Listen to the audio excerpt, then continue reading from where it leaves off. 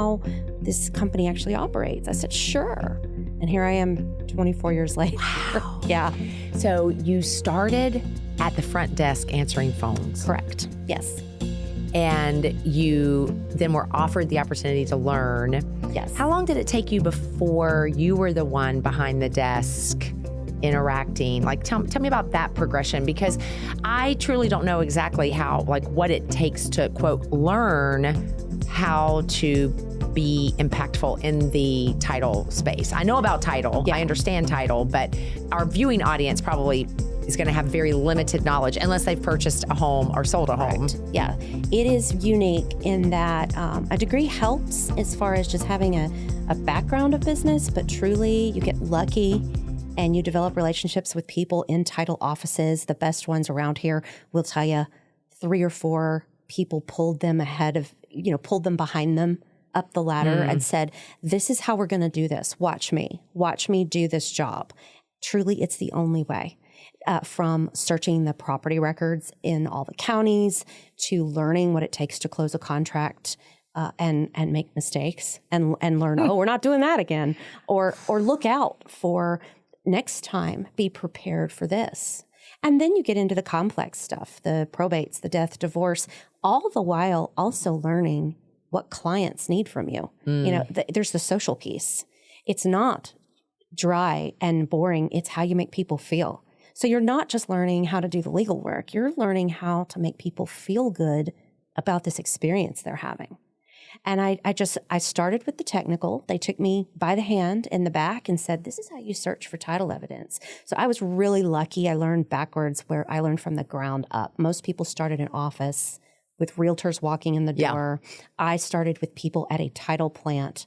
And then in 2006, someone tapped me from one of the branch locations and said, hey, we have a job that no one else wants to do. And we heard you're an eager beaver and you're energetic. Would you like to learn even more? I said, sure, I don't care what it is. I went out there and found myself in the middle of the foreclosure crisis, where people were losing their homes. But if you were in title, you were so busy, there weren't enough hours in the day. Wow. So I got a crash course. Then I started realizing that the banks wanted to do real estate one way. They were angry because they were losing money. And realtors were still trying to operate in a neighborhood environment with real estate being traditional. So I started teaching classes to the realtors and saying, this is how you get Bank of America to cooperate. This is how you get Countrywide to take your offer. This is how you do a short sale, make your client feel good. Yes. Then I started running the bank side of it. So you hear in the business out there right now, the big uglies are BlackRock, Vanguard, America Homes for Rent. I want to tell, they've been around for 10, a long time. Years. We just haven't heard about them. Correct. That's right. They were one of my biggest clients. They just weren't as present. And so then I became the Texas rep for a lot of those guys who just started doing volume. We would do 200 to 400 properties a month for the whole state of Texas. Wow. So my clients weren't here. They were in Scottsdale, San Diego, and it felt cold and it felt distant. And I wanted to come home to McKinney. I had lived in McKinney since 2007. I wanted to come home. I wanted to be near my kids' school. I wanted to be able to go to the performances. And I was way down at corporate. I was going to say, so you weren't local? No, I was Plano. Okay. Great company, just too far for me. So they knew I wanted to go. And they said in 2018, okay, now it's your turn. And I finally got to come out and work directly with the real estate community. And that's when things really took off, and I got to see people move into homes that were actually around the corner. I worked with realtors who lived in my neighborhood. I saw at the grocery store. That's when real estate started becoming more personal to me, very personal. So, because that it's not that you've used that word multiple times, but it certainly seems as though there is an energy shift in you, and you think about the personal side of it, right? So, what about the personal side, keeping it personal or being able to be personal? What makes you so passionate about that? Well, gosh, that's a good question. My number one thing I love about the job is I get to continue to be a resource for people, not just real estate agents. True, real estate agents are my clients. They're the ones who decide where the deal's going to go. Okay. But their clients, the sellers and the buyers, they come back to me time and time again, not for business, not for money making, but Remind me what you said about the property taxes. Okay, now I'm 65. Remind me what I need to do to get that discount on the taxes. You helped me close a house, and I still want you to continue to help me. Okay. I get calls like that all day long, and that is where I find my value in my job. I am the girl on the corner by the Starbucks in Adriatica who gets visited by the community all the time, not just to make money, but to say, help me with my house, help me save money on my taxes. So you talked about, and what I find fascinating, and that I just want to, I really want to put a pin or maybe a ticker tape about, is that you started by answering the phones. Mm-hmm. Yes. Okay. And then you said yes to an opportunity to learn more. And then you said yes to an opportunity to do, more. Mm-hmm. And you continued to invest yourself in that. And here you are now, you said 24 years. Mm-hmm, so right. 24 years in the industry, and you've got people coming to you for as that go-to resource, Which I love, yes. in that space. I just think that's incredibly important. The value of recognizing we can start small and we can really build to a place of significance. Yeah, significance versus being in charge of it all. Tell me more. Okay.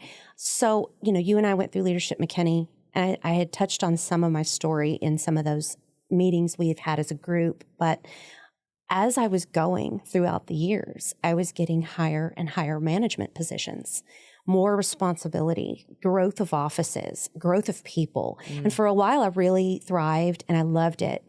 And then I started to burn out. I have been technically in the management piece of whatever I was doing since 2006, 2007, and it was burning me out. And I really started seeking what was burning me out, because I knew it wasn't the company, it wasn't the culture, it wasn't the job that I did. I realized I needed to step back and stop trying to be in charge of all of it. When I stopped and let go of some of just needing to be in charge, I'll do it myself. I can do it better, so I'll do it myself type of mentality. And just started focusing on what I knew I was really passionate about, which was the people piece. I started to do better at my job. I started to naturally gain more clients, become more of a resource. I realized I had been trying to climb this ladder as a younger person so fast. I never looked left or right. I just kept looking up. Interesting. And I let go for a little while. The joke is right before Leadership McKinney, I struck a deal with Chicago Title. And the deal was, I am self-demoting. I am not going to be the manager if I come over here. I want to take care of my realtors. And I couldn't take care of internal and realtors and my home life all at the same time. And I really just wanted to take care of my customers. And they shook on it. They said, great, come on over. So I came over as an escrow officer after being a branch manager. And I just excelled because I was happy. I was, again, able to focus on what I really wanted to take care of, which was people. Now, I would still say I'm leading. I'm leading because I'm still a resource. I am leading among younger people in the office who go, what should I do? What do you think? Our current branch manager, Brian, he's fantastic. And he comes to me with escrow questions because his strength is sales. The guy is a fantastic salesman, but when it comes to escrow and Texas Department of Insurance and all of that, he still says, what do you think about this? So I'm still that resource, and I found out I didn't need to be a leader as much as I wanted to be valued for what I could do to help someone. That's so important, because it's interesting. I think that realization that you're verbalizing is an important one, because you tell me how you see it, in this corporate space. But what I see often is that it really is about just climb the ladder, just keep looking up, to the neglect of the left or the right. Right. And then people do find themselves burnt out. They're actually in the management spot of their dreams and miserable. Yes. Yes. Only to find out it wasn't what I thought it was going to be. It's draining me to the dregs, like I got nothing left. And then it's almost like they're sorry that they ever climbed the ladder in the first place. I don't know. Yes. Tell me what It's really hard to climb back down a ladder. I did not know that. That was such a learning moment for me to dare to take a rung or two back. Sometimes people are forced down ladders. Yes, of course. They're removed from the ladder through termination or, change of. Climbing back down a couple of rungs to reset was one of the pivotal moments. I'll look back and say that was a pivotal moment in my career. I dared to dream it. I dared to do it. And it's really complicated if you get into management. People think, well, how can you go backwards? How could you possibly go backwards? You can go backwards if you have self-awareness and humility. And you don't just say you want to take a step back, but you put it into practice day one. I'm also in an office with people who have managed before. And it's kind of a joke. We all make Brian the manager because no one else wants to, because we've all sort of learned the same lesson over time. We've learned what we're good at. We've learned what we're willing to tolerate. And I don't know if it is the traditional midlife crisis or what, but I just realized I want to enjoy getting up and going to work every day. And I really believe that doing this, taking this step back and laser focusing on what I know I love about this job is going to make me more successful at this job. Okay, so you spent what, can we say 21 years on the climb before you self-demoted? Oh, yeah. Okay. Yeah. So, I mean, that's a couple of decades of your life. So in the midst of that, prior to the realization of you wanted to take a step back to reset, to be able to have a different perspective of how you get up and start your day where the job is concerned. When you think back now, what were the limiting beliefs or the things that stood in the way of, it's not even, because obviously you were climbing the ladder, but at the same time you recognized you climbed the ladder and you wanted to step back down a couple of rungs. So in my mind, I'm thinking somewhere in there you reflect back and go, I limited myself or I limited my ability because I believed this. What is that for you? I believe, well, first of all, there's this movie. It's very old now. It has Reese Witherspoon and Matthew Broderick. And anybody that's ever watched it, I'm like, have you ever watched Election? There is this character, Tracy Flick. And if you know it, you're laughing already because I was her in my 20s. Doggedly motivated. Insistent upon promotion. The title mattered. Where I sat in an office mattered. I was relentless. And looking back, if I could talk to 25. Your younger self. You first of all, I need a nap already because I love you, dear one, but I need a nap. You are just a lot. And I had I wish I had that energy now with the wisdom. I had the energy, I lacked the wisdom. Now I've got the wisdom and no energy. It's every day just to wake up. But I just thought the title and that was going to make me happy. And if I had the house and it was a brand new build and the kids and it looked right. And I looked around and I realized I am doing almost nothing I am passionate about except mothering. I loved being a mother. And then I realized these titles and this responsibility, they are nothing I am passionate about. So my limiting belief was the title's going to fix it. Maybe this title isn't the one. Maybe I need the one above it. Maybe I need to be more in charge and take on, and maybe if I take on more stress and decide how to take care of people at a higher level, it'll give me more. And I stopped and I said, none of this is working. And I kept going back to, what do you love about this job? Because again, you don't want to leave this industry. I want to help people. I just want to take care of people. I want to take care of realtors who need me. I want to take care of the person who's trying to sell their mother's estate. The ones who call me because they're worried about an escrow analysis bill that showed up and they don't know how to read it. I started reading books about how to step back, what leadership really means. Do I even want it? But one of my biggest limiting beliefs was I must be a big manager to be important. That's important. Okay. And it's not important at all. It turns out you can be really, really important to your company or your corporation and be our front desk. You can be any role in a company, and if you offer real value, you're important. Because I freely admit, my career is very important to me, and the work I do matters, and that's where I find a lot of value. And I think that's okay if you keep it in check and you have a healthy self-awareness about it. Yeah, I think that's important. So just to go back to your first one, which is that the title, your management title, is going to fix things. That was the first limiting belief. And then as you were speaking, because I always think, what were you doing to overcome or to break through that belief barrier? And the things I heard you say, speaking to that, was you were saying very specific things to yourself. Yeah, like, all the time. This isn't going to fix my situation, as an example. I also heard in there that you were looking to grow yourself, right? You were reading things, you were paying attention in that sense. So I picked up on that as well.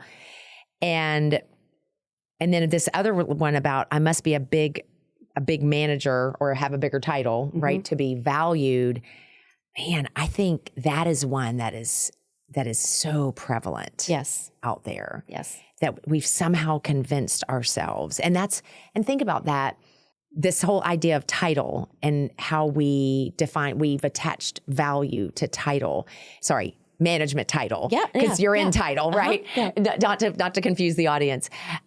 This is why we have chief joybringer, we have all of these, I'm going to call it voluminous titles. And because I think there is such a connection to value as it relates to the title that I hold within my job. Well, when you go anywhere socially, think of what one of the first things people ask you is, what do you do for a living? What is your job? People have safety and security. It's not even pride or arrogance. It's that safety. And I'm the senior VP of the da-da-da, or what, whatever that is. The whole show, The Office, the big joke is Dwight Schrute loves to say he's the assistant regional manager. And the manager's always correcting him. Michael Scott's always saying, no, you're the assistant to the regional manager. So even in public spaces and social media and TV, we all recognize there are ways that society has made us try to feel important. And I realized in the business space, I don't care what you call me. I just want you to call me. So true. Just call me. I don't care what you call me. That's funny. Yeah. I don't care what you call me. Just call me, because obviously in what you do, that really, that's the important aspect. Yes. There. Okay. Something else that I really wanted you to speak to, because there are people listening, there's something inside of them resonating with, man, what would happen if I to use your phrase, if I self-demoted? Yeah. How would my life be better? And something that you said was you needed self-awareness and you needed humility, and you used the phrase from the get-go. Yeah. All right. So I want you to speak to how you did that, because from a practical standpoint, people in their mind think, oh, this sounds like it would be awesome, but how do I self-demote, and be self-aware and have humility in the process? Right. One of the first things I did, and I will tell anyone who asks or listens, if you can afford it, go to therapy. Find a therapist. Don't give up if the first visit isn't the right match. Therapy, turns out, it's a lot like matchmaking. I found a therapist who had lived more life than me. I knew I wanted someone who was older, who had been through more years under a marriage, had children. I couldn't really talk to someone in their 30s because I was sort of the leader in that dynamic. If you can find a therapist, and it's not sobbing all over a couch and talking about your mother wound, this is talking about, can you check my thoughts? Mine was named Sherry. She's fantastic. I'd be like, Sherry. She would laugh. I'd say, am I crazy? Or, am I crazy for thinking this? Or I've had these thoughts today. And she would affirm or further question my thoughts. And she really helped me become self-aware, do these self-assessments on myself. Are you just saying that because it sounds like a good soundbite? Or are you saying that because it's truly one of your beliefs? Therapy also helps you say the quiet parts out loud. And if you don't find a professional therapist, find a friend or a trusted colleague where you can say the hard things out loud. and hear the words in the air, and you're like, I can't believe I actually admitted that out loud. I can't believe I actually admitted I'm afraid of that. Or this is one of my biggest concerns, or I'm afraid to let go of this title, and these are the reasons why. When I discovered the why, I was able to become really self-aware, and I got laser focused on what I wanted my life to look like, because my life currently didn't look like the way I wanted it to. So she helped me with all these things, but one of the biggest ones is she made me realize I had to not care what anyone thought. I had to not care if people thought, well, she took a pay cut, or, wow, she went from senior VP to escrow officer. What happened there? And you had to be willing to be brave to go, this is what I needed. I know my truth without sounding cliche or, Right. I know my truth. I know what I needed. And then I just focused on what I knew to be the right next step, got the next step, which was not easy. Moving from one company after 21 years was a breakup. It was a breakup. That sounds like it would be tough. It was rough. Still loving the new company. Then got really busy being successful at the new company with the new way I wanted to be. Not walking in to manage, not walking in to organize people. And I had to get laser focused every day. And I woke up with setting intentions. Today, this is what I want to do. And it looks different than what I was doing just a month ago. I'm going to call this many realtors. I'm going to have this many lunches. I'm going to focus on these relationships. And then it just took off. But it was 6 months of sitting with someone to help me find that self-awareness. I think it's very hard to find it on your own. Well, I would agree because, I'm in the coaching space and I like to call it thought partnering. Okay. Right? Love that. And just today, I'm listening to you and I'm thinking just today, one of my clients she had made a comment about this, do I bring enough value in the role of how she's serving people? And so I was really digging in, asking her questions around that. What makes you say it? And we were walking through that. And, to your point, it's really hard to develop it yourself because I always like to say we don't know what we don't know. Correct. And we can't see what we can't see. Right. And I love how you said, say the quiet thoughts out loud. Because oftentimes that's why we lack self-awareness, because we allow them to roll around in our heads without ever verbalizing them to hear what that sounds like. We're always so worried we're going to offend or look less than, or how could you think that? Or the biggest one is, how could you not be grateful for everything that you've earned, that everything that's been handed to you, for all these titles and all this responsibility? How could you want to throw that away? You've worked so hard for that, and we gave that to you, and why on earth would you want to self-demote? And again, you're always worried what society's going to think. Yeah. What did she do to lose that job, to lose that position? And you have to choose.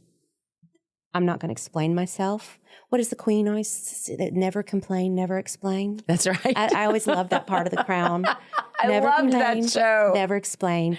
But true, never complain, never explain. Yeah. People will see in time, if you really commit and you believe in what you're doing, they're either going to follow you or they're not. It's interesting that you bring up The Crown because I did really enjoy, I think that's one that I started watching during COVID. I loved every minute of it. I did as well. But you bringing her up, and I'm thinking about your story and your journey, and you were saying getting to that place through therapy with that assistance of the self-awareness of not caring what other people think or going to say. Yeah. There was something about Queen Elizabeth. This is the word that comes to my mind, her resoluteness. She Absolutely. was very resolute. And, that goes to that, don't complain, don't explain. She was laser focused throughout that whole show. As a matter of fact, even though she appeared to let down her sister, Princess Margaret, about that marriage, because it wasn't good for the throne, she was resolute in her mission and her duty, and she was committed. Yeah. She was very committed to what she needed to do, what she was born to do in that case. That's so true. And also, too, going back, though, if we're to develop resoluteness in the choices that we make in our career development, right? because you spent 21 years climbing the ladder. Yes. Then to realize, okay, I need to recenter. And the way that I'm going to recenter, the way I'm going to cultivate the life that I desire to have, it's going to look different than a management title. It's going to be an escrow officer title. That, I think oftentimes it's hard for people to be resolute because they don't actually really know what they want. Correct. You have to really know what you want. And I still, to this day, I feel like I fine tune it now, so I feel a lot more confident. I will ask myself, how did today go? How did today go? Did you? And it's not a self-criticism. It's sort of a check-in with myself. Yeah. You have to constantly check in with yourself if you're going to stay resolute. Making sure you're not getting into echo chambers where you're affirming one set of beliefs, trying to stay neutral about yourself, objective, but also not criticizing yourself, talking to yourself with kindness. But are you still on mission? Sarah, are you still on mission with the plans you have for your home life and with your children? Are you still on mission with what you really want your career to look like? And I've come to know when I'm lying to myself, when I'm pretending, oh, things are great. Things are still on track. My gut interferes. I can't lie to myself anymore. I can't pretend things are okay when they're not. And just being able to check in with, did today go well? Was today really what you wanted? And what does next month look like? And when you do want to grow, don't get confused. Do you want to grow in your customer base and your knowledge and what you do for the community? Or are you trying to get on that ladder again? Because I know how to get on a ladder. I know how to climb a ladder fast. I know the right words. I know the right sound bites. I know that, but I don't want to be on the ladder. Remember, don't get on those rungs. Just stay. You can grow and spread out instead of going up. Going up. So, and for some people, and I know that you would, and you can even speak to this, it's not that you're saying that no one should ever climb a ladder. oh no, Right? No. Because for some people, that is their resolute goal, or they've got this vision for where that's going to take them. And that is okay. Yeah. But the key is that self-awareness to know that it actually is what you want. I think oftentimes we start climbing the ladder because we believe that's what society has said needs to happen. It's the magic formula for success. I think that's the biggest lie we tell ourselves. Success can be found anywhere. And to keep an open mind. This isn't, I am never going to ever do anything bigger than this ever again. No, it's not that either. I have a right to change my mind. But if I'm going to stay on mission for what I want to do, I am right where I'm supposed to be with an open mind for later. I might need to get back on the rung later to help pull people behind me, to lead in a different space. It may not even be in a workspace. That's so true. And that's also the value of, because you have been in your space for so long and you've developed this expertise and this resourcefulness because you've stuck with it. You've stayed in that space. I think that's something that we see often is, especially because whether it's title or pay or, people will jump from thing to thing, right, like looking for the magic pill, right, to satisfy. Yeah.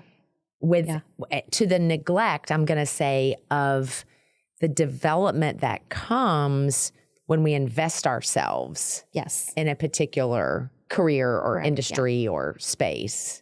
I'm fortunate in that I have seen people already in our young age suffer from ageism in the workspace. Younger, brighter, faster people are coming up right behind us. I am actually in a space of the industry where the longer you've been in it, the more valuable you are, because there's no technology we have to embrace necessarily. I mean, we have software, but it's the knowledge in your head. It's I've seen that before. Oh, I've experienced that before. Yeah. Let me show you how we do this. And so it becomes higher and more valued the longer you're in the business. There's about 4 to 5 of us out here in Collin County alone. Very intelligent ladies. They're all women. They have been in this as long or longer than me. And our greatest value is we can say, oh yeah, I've done that before. Oh yeah, I've done that before. Let me show you. Because it's experience that realtors need us to have. That's the big thing we've got to have. I love that. So Man, there's so many good things that have come out of our conversation. But I think just going back to something that you said, it is about significance versus being in charge of everything. Yes. It is about really hitting square in the face this lie that the title will solve it or fix it, Right, or help you be what you want to be. And that I must be a big manager with a big title to be valued. or to be effective. Yes.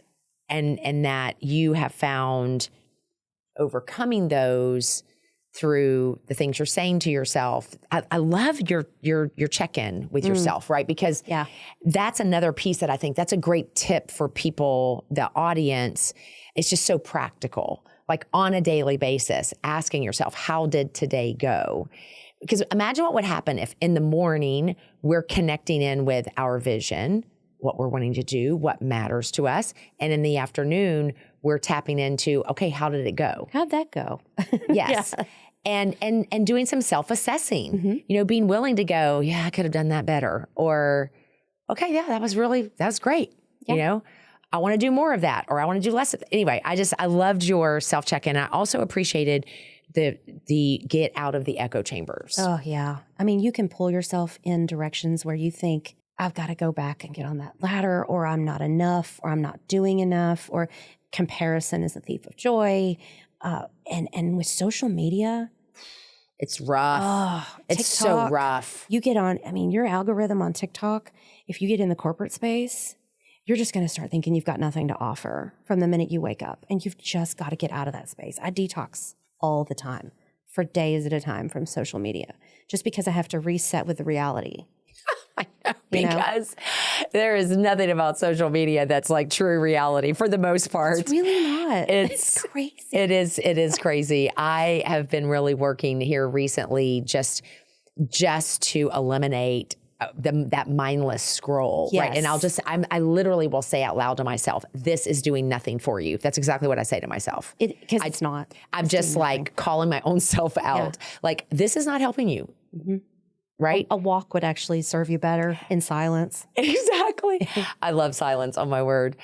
So the whole podcast is called Thinking That Matters, because my passion is helping people to cultivate thinking that matters. So what say you, Sarah Neale, on why you believe it's important to cultivate thinking that matters?